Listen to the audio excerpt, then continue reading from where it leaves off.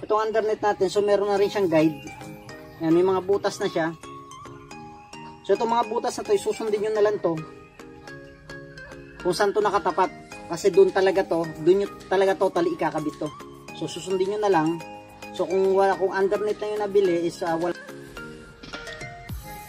So magandang araw mga boss. So for today's video natin is mag-i-install tayo ng undernet ng Korak. So mag-upload tayo ng tutorial dun sa undernet na ginagawa natin.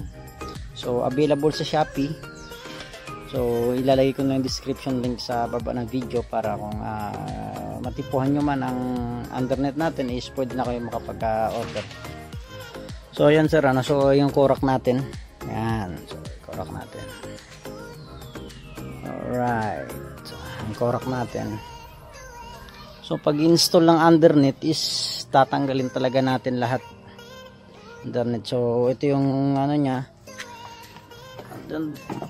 ano nya sa likod, tawag dito tail light nya to, yung ano nya, tapalodo sa likod. Ayan, yung tapalodo nya sa likod. So tanggal yan, tapos tanggal din yung lagayan ng battery.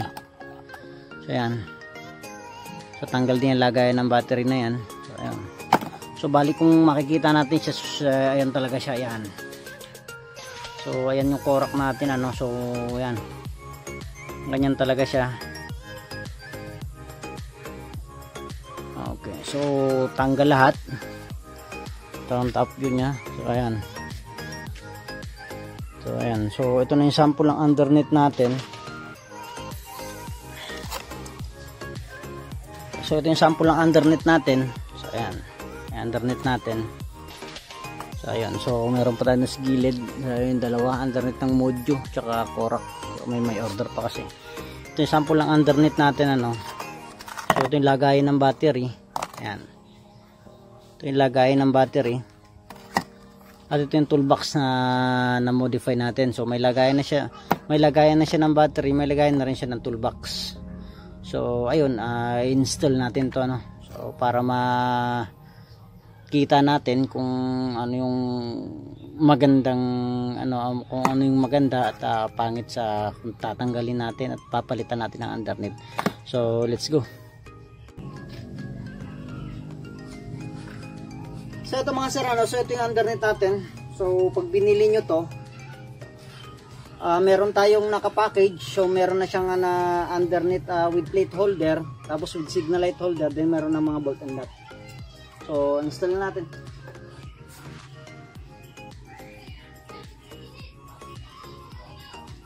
Ay siya nga pala, so ang undernet natin, ayan, itong undernet natin, so meron na rin siyang guide.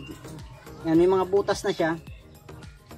So itong mga butas na to, susundin nyo na lang to kung saan to nakatapat. Kasi doon talaga to, doon nyo talaga totally ikakabit to. So susundin nyo na lang. So kung undernet na yung nabili is wala pa tayong bolt na kasama. So mura lang naman ang bolt na to.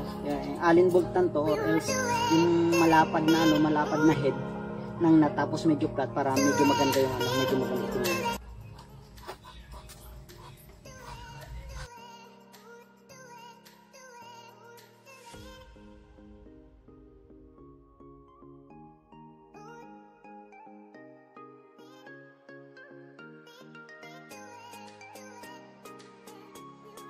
So ayun mga sir, so ayun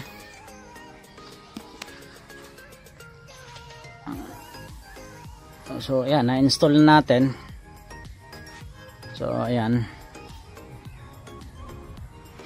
so ayun na siya.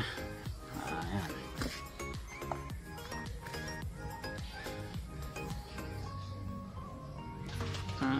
So andito yung mga bolt and nut nya. Ayan, so 1, 2, 3, 4, 5, so 6. So 6 na bolt and nut. So tsaka itong lagay natin ng ayan, dito nakalagay ang ang plate holder natin. Ayan, plate holder tsaka signal light holder dito. Andito yung plate holder natin nakaganon. So ito yung loob niya. Ayan, so kung makikita nyo, so ayan, ito yung lagay ng battery, ito yung lagay natin ng tools natin. So ito, subukan natin lagyan ng battery.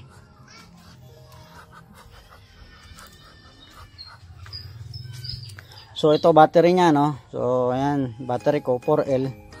So Dynapower 4L. So pang Korak tsaka Mojo 4L.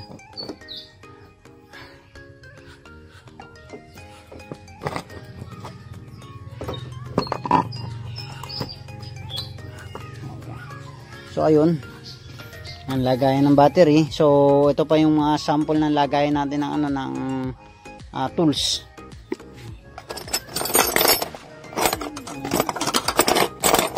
Ayan. So okay, 12-14 mm lagayan. Then meron tayong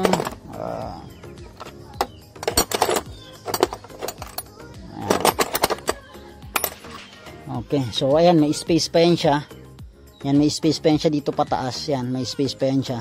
So pwede yung panlagyan kung kunyari nasa biyahe na kayo tapos ay umulan, so pwede rin lagyan ng cellphone. So ayan, pwede mo na siya malagyan ng cellphone. So arrange mo lang siya na maayos. Arrange mo na siya na maayos dyan. So pwede mo na malagyan ng cellphone yan dyan.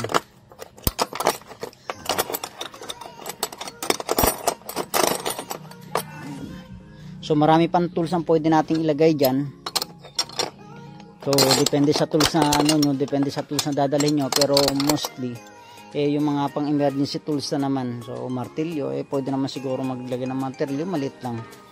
So ayan, patanggal ng spark plug, yung mga basic tools lang, pantanggal ng karburador, nut ng karburador. So ayun, yung sa ano, yung sa pagtanggal ng yung sa ihi natin sa likod, so pwede rin siyang ilagay diyan kasi ito meron kasi itong division dito. So mostly ang bagong release ko na underneath is walang ano doon, wala na siyang division. So may ano siya, may space pa siya papunta doon sa likod, sa pinakalikod na ito. So ang mahabang mga tools, mga 19mm at 17, yun 22, so kasyang-kasya yan diyan. Tsaka yung mga bagong release ko is mataas na yung division nito. Ang division dito sa tools, saka mataas na division ng sa battery para medyo ano din yung battery. Tapos itong battery medyo may allowance siya ng pagkalagay ko, so lagyan nyo siya ng ano dito ng rubber, so para hindi siya gumalaw. Although safe naman, wala naman siyang problema. So ayan, so ano yun nga lang, ang maganda dito is ay makakapagdala tayo ng tools. So kung may bag tayo, kung may mga extra kung kailangan pa ng maraming tools, so magdala ka na lang, ilagay mo na dyan sa gilid or else sa bag na dala mo. So ayan, so far ayan yung underneath natin, so underneath with toolbox with battery box syempre. So ayan yung likod niya. So ayan, medyo luma siya.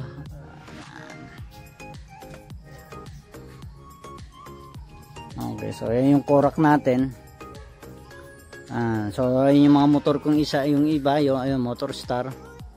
Ayun, tapos ito Mojo 200cc. So ginawa ko na siyang yung Super Lagera Ducati. So ayun yung Mojo ko nasa gilid. So ayan, so may microbike din ako, yung microbike ko. Ayan, so all in all may lima tayong motor dito. So yun, available pa rin yung underneath natin, so available pa rin yung underneath ng Mojo tsaka Korak natin. So available pa rin sa Shopee natin. So mag-place order na lang kayo. Bye bye. So mag-place order na lang kayo sakali. So ayun, para maayos kagad natin. So pre-order siya, mostly 3 days maximum na lang 3 days maximum na ng gawa natin sa gawa natin para sa underneath. So with paint. So ngayon ang available lang natin is yung underneath lang. So ang underneath set natin, so pag sinabing underneath set is may kasama na siyang plate holder, signal light holder, may bolt and nut na rin. So ikakabit mo na lang. So far hindi pa available.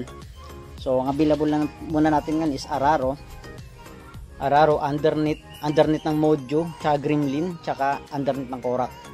So yun na lang yung available natin. So susunod na lang tayo magano ng ibang stocks natin, gaya ng fiber. Yan, nagtitinda rin kasi tayo ng fiber. So yung swing arm extension so wala na sa atin yun. So next natin na target is ayun yung So next natin na target is magkano naman tayo ng mga modified na ano, yung mga exhaust pipe, yung mga ano niya, mga tubo. So mag-modify tayo. So far ito na muna yung available sa atin kasi medyo busy pa tayo ng konti. So yung full ano natin, full modification natin ng Mojo tsaka Korak natin is soon i-release natin ano. So pag mumukhain talaga natin siyang big bike. So ayun, so far ito lang muna yung natin. So anyway guys, ano, so ilalagay ko sa ang description link natin sa description link natin sa baba ang Shopee account natin. So kung gusto niyo mag-order, i-order na lang kayo para maasikaso agad natin. So thank you sa panonood at maraming salamat.